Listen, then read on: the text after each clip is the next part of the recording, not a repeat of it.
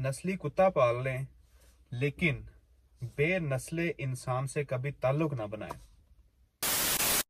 बिस्मिल्लाहिर्रहमानिर्रहीम, अस्सलाम वालेकुम। आज का जो टॉपिक है शॉर्ट सी वीडियो है, ज़्यादा लंबी वीडियो नहीं होगी। बेसिकली मुझे बहुत ज़्यादा मैसेजेस और कमेंट्स भी आए और इंस्टाग्राम पे काफ़ी ज़्यादा मैसेजेस भी आए कि कुछ लोगों का जो है ना वो जो है बल्कि 3 ईमेल के बारे में आज मैं डिस्कशन करूंगा यहाँ पे। पहले नंबर पे है कि अगर आप पेड इंक्वायरी करवाते हैं तो आपको ईमेल आती है डिसीजन हैज़ बीन मेड की। अच्छा, दूसरी ईमेल है अवेटिंग डिसीजन की या एप्लीकेशन अंडर कंसिडरेशन, ये दूसरी ईमेल है। अच्छा, इनके बारे में। और तीसरी ईमेल है नॉट स्ट्रेट फॉरवर्ड की ईमेल। अच्छा, इनके बारे में जो है वो काफ़ी ज़्यादा लोगों की कंफ्यूजन है और काफ़ी ज़्यादा क्वेश्चंस भी इस चीज़ के आए हैं कि क्या जो इन तीनों ईमेल्स के नेगेटिव पहलू हैं या पॉजिटिव पहलू हैं, मतलब क्या साइन जो है ना वो कंसीडर करना चाहिए, इमेजिन करना चाहिए। अच्छा, सबसे पहले मैं बात करता हूँ जो सबसे पहले इन तीनों मेल्स में से जो सबसे पहले ईमेल रिसीव होती है नॉर्मली वो है नॉट स्ट्रेट फॉरवर्ड ईमेल वाली। नॉट स्ट्रेट फॉरवर्ड ईमेल आप यकीन करें कि उसे बिल्कुल इग्नोर कर दें, उसका कोई ताल्लुक नहीं है। अगर कोई डॉक्यूमेंट्स या किसी चीज की रिक्वायरमेंट होगी तो वो आपसे मांग लेंगे, ठीक है। उसमें आपने घबराने की कोशिश बिल्कुल भी जरूरत नहीं है, बिल्कुल भी उसमें वरी होने की जरूरत नहीं है। नॉट स्ट्रेट फॉरवर्ड ईमेल का किसी चीज के साथ कोई ताल्लुक नहीं है। अगर कोई बंदा ये सोचे कि मेरे डॉक्यूमेंट्स को मसला है, अगर कोई ये बंदा सोचे कि मेरी एज ज्यादा है, अगर कोई बंदा ये सोचे कि मेरा स्टडी गैप ज्यादा है, या मतलब वट एवर कोई भी है, कुछ भी आप सोच लें, इसका इस चीज के साथ कोई ताल्लुक नहीं है। वो उस चीज का कोई ताल्लुक होगा तो वो आपसे अलग से कोई क्वेश्चन कर लेंगे या आपका इंटरव्यू में वो आपसे क्लियर कर लेंगे, लेकिन नॉट स्ट्रेट फॉरवर्ड ईमेल का कोई भी नेगेटिव पहलू नहीं है, कोई भी नेगेटिव फैक्टर नहीं है। उस चीज के बारे में आप परेशान होना बिल्कुल छोड़ दें, ठीक है। वो हर बंदे को ही आ जाती है, तकरीबन 99% लोगों को वो आती है। इसलिए नॉट स्ट्रेट फॉरवर्ड ईमेल को आप बिल्कुल इग्नोर कर दो, उसके बारे में लंबी चौड़ी डिस्कशन करने की जरूरत नहीं है। अगली बात मैं आ जाता हूँ अगली ईमेल पे के अवेटिंग डिसीजन वाली पे, कि अगर आप पेड इंक्वायरी करवाते हैं या आप कोई ईमेल उन्हें करते हैं तो उनकी आपको ईमेल रिसीव होती है कि आपकी जो एप्लीकेशन है वो अंडर कंसिडरेशन है या अवेटिंग डिसीजन पे है। अच्छा, इसका क्या मतलब है कि आपकी एप्लीकेशन बेसिकली ना होता यह है कि वो तकरीबन कुछ 4-5 मरहले होते हैं जिसमें से आपकी एप्लीकेशन में गुजरना होता है। उसमें से पहला मरहला, मतलब पहला नहीं, उसमें से कुछ मरहले मैं आपको बता देता हूँ। कुछ जो स्टेप्स हैं वो होते हैं कि आपका वीजे वाली जो टीम है वो अलग होती है यूके में। वीजा जिन्होंने वीजा आपको मतलब ग्रांट करना होता है वो तो बाद में आती है। सबसे पहले आपके डॉक्यूमेंट्स चेक किए जाते हैं, डॉक्यूमेंट्स चेक करने वाली टीम अलग होती है।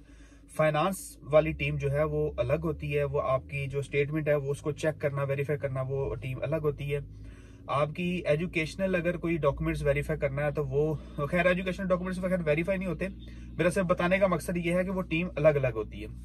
उसके बाद इंटरव्यू लेने वाली टीम अलग होती है। ये सारे मरहले से आपकी एप्लीकेशन गुजरती है और फिर आपका डिसीजन जो है वो फाइनल होता है कि आपका डिसीजन क्या होगा, या फिर इंटरव्यू होता है, इंटरव्यू के बाद आपका फिर डिसीजन फाइनल होता है, ये सारे मरहलों से गुजरने के बाद। तो अगर आपको ये ईमेल आती है अंडर कंसिडरेशन वाली या अवेटिंग डिसीजन वाली, तो इसका मतलब है कि या तो आपकी अभी एप्लीकेशन जो है वो किसी मरहले से गुजर रही है, अभी वो फाइनल नहीं हुई, या आपकी एप्लीकेशन क्यू में लगी हुई है कि उससे अगली एप्लीकेशन पे काम हो रहा है और आपकी एप्लीकेशन अभी क्यू में लगी हुई है। वो आप जो नंबर अपना एप्लीकेशन नंबर सेंड करते हैं वो चेक करते हैं, चेक करने के बाद उस पर डिसीजन नहीं आया होता कोई, तो वो आपको ईमेल कर देते हैं कि आपकी एप्लीकेशन अभी अंडर कंसिडरेशन है या वेटिंग डिसीजन पे है, अभी इसका कोई डिसीजन नहीं आया। इसलिए हौसला रखें, सब्र रखें, तहम्मुल का मुजाहरा करें, एडी यूके आने दी तानू काली ना पवे, सिर्फ उनका ये मकसद होता है, ठीक है। अच्छा, उसमें सिर्फ आपने थोड़ा सा पेशेंट का जो है ना वो मुजाहरा करना है, आपने थोड़ा सब्र करना है और दुआ करनी है, और दुआओं से बड़े काम हो जाते हैं। अच्छा, उसके बाद हम तीसरी ईमेल पे आ जाते हैं डिसीजन हैज बीन मेड की, कि अक्सर लोगों को डिसीजन हैज बीन मेड की ईमेल आ जाती है और वो कहते हैं कि भाई इसका क्या इसका मतलब हम फैक्टर लेंगे, पॉजिटिव फैक्टर होगा, पॉजिटिव साइन होगा या नेगेटिव होगा, क्या डिसीजन होगा। अच्छा, मेरा जो एक्सपीरियंस है, मेरे एक्सपीरियंस के मुताबिक पिछली इनटेक्स में भी और इस इनटेक में भी अभी तक जिन लोगों के वीजे लगे हैं और ये ईमेल आई है उसके अकॉर्डिंग 95 से 98% जिनको ये ईमेल आई है उनका वीजा लगा है।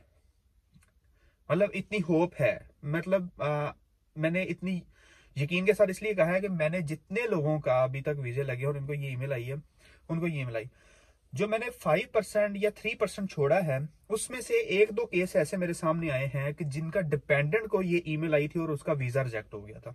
लेकिन उसकी रीजन उन्होंने खुद बताई थी मुझे। उन्होंने जिनके डिपेंडेंट का वीजा रिजेक्ट हुआ था, उन्होंने खुद बताई थी कि उनकी स्टेटमेंट में मसला आ गया था। उनकी स्टेटमेंट से पैसे विड्रॉ हो गए थे और उन्होंने जब वेरीफाई करवाया था तो उसका जो है वो स्टेटमेंट का मसला आ गया। अगर आपके डॉक्यूमेंट्स ओरिजिनल हैं, आपकी स्टेटमेंट ओरिजिनल है, आपका सारा प्रोसीजर ओरिजिनल है और बड़ा स्मूथ हुआ है, अगर आपको ये डिसीजन हैज बीन मेड वाली ईमेल आ जाती है तो आपको बिल्कुल भी परेशानी लेने की जरूरत नहीं है। पैकिंग करो, तैयारी फड़ो, कपड़े लवो, यूनिफॉर्म स्कूल वाला लवो, स्कूल वाला नहीं है खैर, सिक्योरिटी वाला, ठीक है। इस तरह की चीजें, मेरी वीडियो है प्रॉपर पैकिंग के हवाले से, सारी वीडियो आप पीछे देखें। अच्छा, वो डिसीजन हैज बीन मेड के बाद तकरीबन 99% उम्मीद है कि आपका वीजा लग गया है। यूके इज कॉलिंग यू, बस, ठीक है। इसलिए परेशान होने की जरूरत नहीं है, इन तीनों ईमेल्स में परेशान होने की जरूरत नहीं है। आप खैरियत से आए, यहाँ पे आए, मजे करें। यहाँ पे अभी तो खैर मैं गाड़ी में बैठा हूँ तो हीटर चल रहा है, तो इसलिए थोड़ा मैं ये शर्ट शुट ताकि बड़ा मौसम ठंडा है, जबरदस्त -3 -4 पे भी टेम्परेचर है। तो यूके का आके वेदर एंजॉय करें, बाकी हालात आपको यूके खुद ही एंजॉय करवा लेगा जैसे हम कर रहे हैं। तो बाकी इसके अलावा और कोई भी इंफॉर्मेशन चाहिए हो तो प्लीज कमेंट्स में बताएं, और इंस्टाग्राम की आईडी में दे रहा हूँ, उस पर कोई भी क्वेश्चन हो अलग से तो आप पूछें। इंटरव्यू के हवाले से को पूछना है, किसी क्वेश्चन के हवाले से पूछना है, इंटरव्यू की तैयारी के हवाले से पूछना है, किसी की चीज के बारे में पूछना है, मैं हाजिर हूँ। जहां तक हो सका मैं आपको क्वेश्चन भी बताऊंगा, मैं उनके आंसर्स भी बताऊंगा, और अगर मॉक इंटरव्यू हुआ तो मैं वो भी लूंगा आपका। सिर्फ आपकी सपोर्ट चाहिए। प्लीज अगर चैनल पर नए हैं तो सब्सक्राइब कर लें और लाइक कर लें, और दुआओं में याद रखें, अपने लिए भी दुआ करें, हमारे लिए भी दुआ करें। अल्लाह हाफिज।